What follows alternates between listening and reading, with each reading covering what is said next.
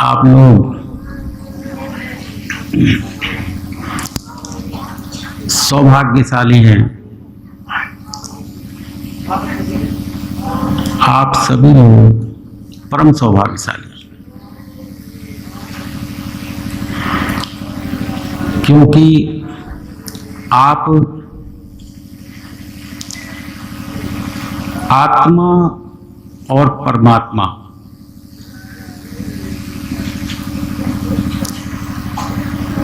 इसके सत्संग में उपस्थित हुए हैं। कथाओं का सत्संग नहीं है ये जीवन चरित्रों का सत्संग नहीं है। जीवन चरित्र तो जैसे आपका है वैसे ही महापुरुषों का रहा है।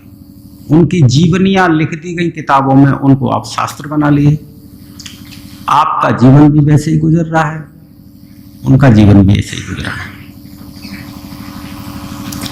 देखने की बात यह है कि उन महापुरुषों ने अपने इस शरीर में क्या जाना।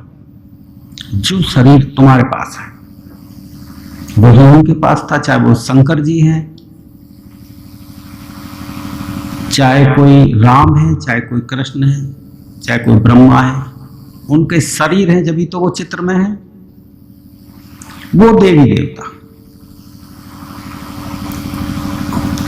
तो महापुरुष जैसे राम है, कृष्ण है, कबीर, रैदास, जिनके मंदिर बना लिए आपने, वो महापुरुषों के मंदिर। उन्होंने इस शरीर में क्या जाना था, ये है महत्व की बात। पूजना महत्व की बात नहीं है। पूज तो कोई भी दे, जिस काम को कोई भी कर दे उसे करने से क्या मिलेगा तुम्हें। जिसको तो कोई भी कर दे फिर तो आपकी कोई कैटेगरी नहीं है। कोई भी कर दे तो आप भी कर रहे। पूजना तो सामान्य बात है। जो उन्होंने जाना इस शरीर में, उसे जानने का यदि आप साहस करें तो है कोई बड़ी बात। साहस नहीं है तो मेरे पास आना ही मत, लौट जाना अपने घर पे। यदि है हिम्मत तो फिर आना। बहुत कुछ सामना करना पड़ता है। पूजा पाठ नहीं है चुप से गए गंगा सागर में पानी बढ़ा और नहला के चले आए। खुद को नहलाना पड़ेगा। गए थोड़ी सी ले ली रोली और ले लिए फूल और चढ़ाए। पार यहां नहीं पड़ने वाली, खुद पे फूल चढ़ाने पड़ेंगे। पूजा करने से तुम बदलते ही नहीं हो। बड़ी बात तो खुद के बदलने पे है। तुम विचारों से बदलते ही नहीं। विचार तो तुम्हें घुमा फिरा के वहीं लाके खड़ा कर देते। असली बात है कि तुम ना रहो, कुछ और हो जाए अंदर। ऐसी घटना घटित हो कि तुम फिर रहो ही नहीं। तुम ये कहने लगो कि ये माँ बाप का दिया हुआ जीवन ही नहीं है, माँ बाप का दिया हुआ ये जन्म नहीं, पहले था ये जन्म, अब ये कोई और जन्म हो गया। एक ही जन्म में दो जन्म कैसे हो गए। तुम ये कह दो कि नहीं अब ये माँ बाप का जन्म नहीं है, इसमें कुछ और अवतरित हुआ है जिसे तुम कह नहीं पाओ। कह दो तो कोई खास बात हो ही नहीं। फिर तुमने तो कह दिया, कहते ही वो जो जाना है वो छोटा हो गया। कहते ही छोटा पड़ जाता है और उससे बड़ा कुछ है नहीं, वो सबसे बड़ा है। तुमने कहा तो वो छोटा हो जाता है। तुम देखो जब किसी बात को कहते हो तो वो छोटी हो जाती है, कहना बड़ा हो जाता है। नहीं समझा, वो बड़ा है। तो जो अवतरित हो और तुमको कहा नहीं जाए, बस हाथ ऐसे चला जाए, मुंह खुला की खुला रह जाए, तब मानी जाएगी बात कि अब तुम्हारे माँ बाप का जन्म नहीं है। माँ बाप के जन्म के साथ तो बहुत कुछ शब्द सीख लिए, बहुत कुछ बातें सीख ली। आगे पीछे की सोचना, अच्छे बुरे की सोचना, कहीं ठोकर नहीं खा जाओ, कहीं गिर नहीं पड़ो, सफलताएं हासिल करने की बहुत सारी बातें सीख ली, और जिनको कहा और सिखा दिया लोगों को। अब इस जन्म में कह के बताओ, जब दूसरा जन्म होता है, इस मनुष्य शरीर में ही तुम दूसरे बदल जाते हो, उसे कह के बताए। यह है साहस की बात। इसमें तो बड़ा कुछ झेलना पड़ता है, बदनामियां झेलनी पड़ती है। जब एकदम से नया परिवेश आता है तो सब कुछ नया बन जाता है, उसमें बहुत कुछ झेलना पड़ता है, क्योंकि सभी लोग तो उस परिवेश में रह रहे हैं जिसमें तुम रहे थे। उसी में सोचना करना, कैसे दूसरों को नीचे दिखाएं, कैसे क्या करें, कैसे अपना काम बनाएं, ये सारा तुम जानते हो। तिकड़मीबाजी है ये, इसको तुम जानते हो। इससे अलग हटके एक नए परिवेश में यदि तुम चले जाओ तो उसमें कुछ अलग घटित होता है, वो नहीं चलता, उसमें कुछ और चलता है। जब उसमें कुछ और चलता है तो तुम बोलोगे कैसे? बोला ही नहीं जा सकता, बस खुला की खुला में रह जाएगा, कुछ कहा ही नहीं जा सकता है। इस शरीर में शंकर जी ने भी यही कार्य किया था, अपने आप को बदल के रख दिया। उसकी आंख देखी कि नहीं देखी, ऐसे ध्यान लगा रहे हैं। राम और कृष्ण भी ध्यान लगा रहे हैं, उसी परमात्मा का लगा रहे हैं। ब्रह्मा विष्णु महेश ये सब उसी का ध्यान कर रहे हैं। राम और कृष्ण, कबीर और रैदास, उसी परम पिता परमात्मा। वो क्या है शक्ति कि तुम रहने ही नहीं देती, तुमको माटी में मिला देती, तुमको तुम नहीं रहने देती। मैं कहने का तो सवाल ही खत्म हो जाता है। मैं तो फिर काम चलाने के लिए रह जाता है कि संसार में काम चलाया जाए। ये सारी बातें तुम शास्त्रों के इशारों से भी समझ सकते हो, लेकिन अपने को राजी नहीं कर पाते, क्योंकि उसमें निचोड़ना पड़ता है। पूजा पाठ में कुछ नहीं निचोड़ना पड़ता, आदत बन गई है, अभ्यास बन गया है। करते करते माँ बाप भी करते चले आए, बच्चों ने सीख लिया, वो भी करते चले आए, ये कर लिया, वो भी करते चले। लेकिन अपने को बदल के जिस दिन पूजा करने जाओगे, उस दिन होगी पूजा स्वीकार तुम्हारी। परमात्मा को तुम स्वीकार जब होगे जब तुम खुद को सहज बना के। अभी सहज नहीं है, अभी कितनी ही पूजा कर लो वो स्वीकार नहीं होगी जब तक कि तुम अंदर से नहीं सही हो जाओ, सहज नहीं हो जाओ। जब तक तुम अंदर से पवित्र नहीं हो जाओ तब तक कोई भी पूजा स्वीकार्य नहीं होगी। ये कैसे होगा? ये सारी बातें सुनते सुनते, क्योंकि कोई एक आवाज होती है जिस पे आदमी पलट के देखता है। बार बार यदि आवाज सुबह से शाम तक आती रहे ना तो फिर पलट के देखना भूल जाता है आदमी, फिर नहीं पलट के देखता। तुम यदि घर में हो और तुम्हारा शांत घर है, थोड़ी सी खटपट हो जाए, कोई चीज गिर जाए तो फट से आंख खुल जाती है। और यदि कोई फैक्ट्री लगी है बगल में, खटखटाट की रोजाना ही आवाज आ रही हो तो फिर तुम्हारी आंख नहीं खुलेगी, फिर वो खटखटाट की आदत पड़ जाएगी तुम्हें सुनने की। अभी हमारे एक मित्र हैं तो उनके, वो रेलवे में नौकरी करते हैं, मैं उनके क्वार्टर पे चला गया तो उनको तो सन्नाटे की नींद आ जाती है वहां रोजाना। कोई गाड़ी आए तो ये ध्यान नहीं रहता कोई गाड़ी भी आ रही है कि नहीं आ रही प्लेटफॉर्म पे। और कोई नया आदमी मेरे पास बैठा था तो कह रहा था गाड़ी आ रही है, मालगाड़ी होगी शायद, गाड़ी का टाइम नहीं है। क्योंकि वो पहली बार सुन रहे हैं वहां पे, और वो जब रोज सुनते हैं तो उनको अभ्यास पड़ गया। मैं तो सोचता हूँ यदि पहली बार यदि उस क्वार्टर में कोई नया आदमी सोए तो गाड़ी के आने पर सट से आंखें खुल जाती होंगी उसकी, क्योंकि पहली बार घड़घड़ाहट आई। और जो रोजाना ही उस आवाज में रहते हैं तो उनको कोई फर्क नहीं पड़ता, क्योंकि फिर वो आदत पड़ गई। जब ऐसे शब्द आत्मा और परमात्मा के सुनते सुनते तुम्हें इतनी उम्र हो गई, शास्त्रों को पढ़ते पढ़ते इतनी उम्र हो गई, तो ये आदत पड़ गई, अब चोट नहीं करती है बातें तुम पे।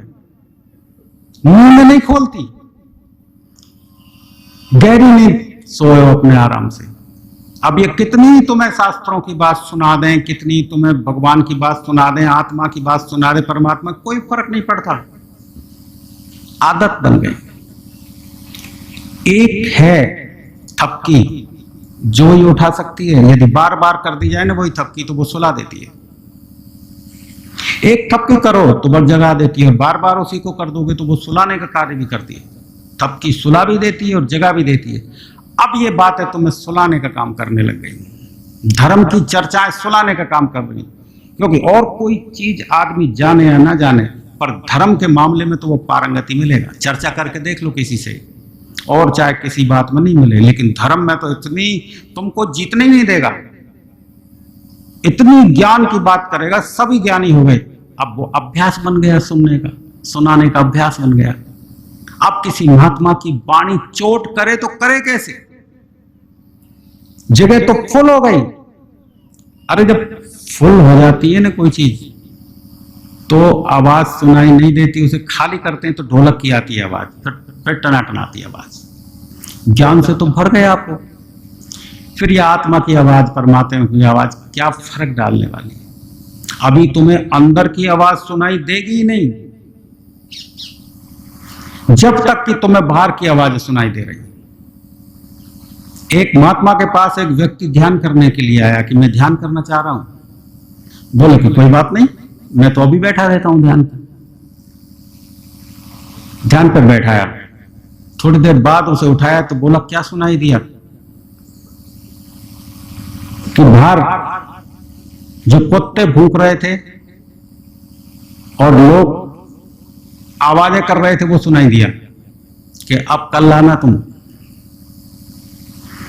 कल आना, फालतू बात मत करना। दूसरे दिन फिर आया, आने के बाद फिर बैठाया महात्मा ने कि बैठो ध्यान, कि क्या सुनाई दिया? कि मुझे इस कमरे में झींगर की आवाज सुनाई दे रही। कि झींगर की आवाज सुनाई दे रही तो ऐसे करना कि फालतू बात मत करना, कम बोलना, अब कल आना, अभी ध्यान नहीं सदा तुम्हारा, कल आना। दूसरे दिन फिर गया, दूसरे दिन फिर गया और कि आंख बंद करके बैठो। तो थोड़ी देर बाद उठाया तो क्या सुनाई दिया? अब वो बोले ही नहीं बिल्कुल। और महात्मा ने कहा कि बताने की जरूरत नहीं तुम्हें, जब बोला ही नहीं जा रहा तो बताने की क्या जरूरत रह गई? अब वो अंदर प्रवेश कर गया। जब तक तुम इस ज्ञान से भरे हुए हो तो तुम्हें अंदर की वो आवाज कभी सुनाई देगी ही नहीं। जब तक तो तुम्हें वही तर्क, वही बातें तुम्हारे मस्तिष्क में रहेंगी। जब तक तुम खाली नहीं हो जाते तब तक अंदर प्रवेश कर ही नहीं सकते। और तुम जानते हो, जब तुम बोलते हो, तुम्हारे बोलने में ही जितनी भी परेशानी, अड़चनबाजी और पीड़ा है वो तुम्हारे बोलने की वजह से आ रही है। गौर करके देखो, 90% परेशानी और पीड़ा तो तुम्हारे बोलने की वजह से आ रही है। 90% परेशानी गौर करके देखना कि तुम बोलना बंद कर दो ना तो वो खत्म हो जाए। तुम्हारी बोलने की वजह से ही तुम बुरे बने हुए हो, चाहे तुम अंदर से बुरे हो चाहे नहीं हो, तुम्हारे बोलने की वजह से बुरे बन गए। 90% तुम बुरे बोलने की वजह से हो। कारण यह है कि तुम बोलते हो जब तुम रहते ही नहीं, तुम गायब हो जाते हो, तुम्हारी उपस्थिति नहीं रहती। तुम्हारे बोलने में तुम्हारी उपस्थिति गायब हो जाती है। और फिर तुम जानते हो, बोल जब निकल जाते हैं ना, बात जब निकल जाती है तो बात का सवाल बन जाता है। जब बात निकलती है तो होश ही नहीं है तुम्हें, तुम तो थे ही नहीं। और जब होश आता है तो बात का सवाल बन जाता है। फिर बात के सवाल को पूरा करने की है बात, तो उसमें चाहे जान चली जाए, उसमें चाहे बसें जलानी पड़ जाए, चाहे रेलगाड़ी तोड़नी पड़े, चाहे पटरी उखाड़नी पड़ जाए, बात कुछ है ही नहीं। बात के सवाल की है बात, कि बात का सवाल बन गया, वो चैलेंज हो गया। चैलेंज भयंकर होता है। अहंकार को जीवन भर खड़ा रखता है व्यक्ति। अहंकार यदि गिर जाए तो अहंकार को गिराने में तो बहुत बड़ी पीड़ा होती है। बाप के सवाल को पूरा करने की बात है कि एक बार तुम्हारे मुंह से कोई बात निकल गई तो बात को पूरा करने में तुम पूरा संघर्ष करते हो, चाहे पूरा जीवन निकल जाए। तो तुम देखो कि तुम्हारे ऊपर ज्यादा पीड़ाएं तो बोलने की वजह से आ रही हैं। कितने बात के सवाल बना लिए तुमने, कितनी परेशानियों को पीड़ा निमंत्रण दे दिया तुमने। तुम हो ही नहीं, तुम अपनी जगह पे उपस्थित ही नहीं। इस जन्म में मानस जन्म पाए के अब के चूके अब की बार जाए पड़े भव चक्र में, सहे घनेरी मार। इसी जन्म में भी यदि यही किया, हर जन्म में यही करते चले आए हो, लाखों जन्म हुए हैं, लाखों जानवर बन गए, पशु पक्षी बन गए, जल के जीव बन गए, कैसे कैसे दुख झेले तुमने, लेकिन कोई नसीहत ही पैदा नहीं हुई, क्योंकि पिछला याद नहीं तुम्हें, कुछ भी याद नहीं है। तुम अभी भी इस जन्म में 1 घंटे बाद पहले तुमने किसी से क्या कहा है वो भी याद नहीं रहता। अभी तुमसे मैं पूछ लूं कि 10 साल पहले अभी इस इतने बज के इतने मिनट पे तुमने किसी से क्या बोला था, बता सकते हो क्या? अभी 1 घंटे पहले का ही नहीं बता सकते, इतना 10 साल पहले का क्या बताओगे? और पिछले जन्म का तो बिल्कुल ही नहीं बता सकते, और उनसे पिछले जन्मों का बिल्कुल नहीं बता सकते।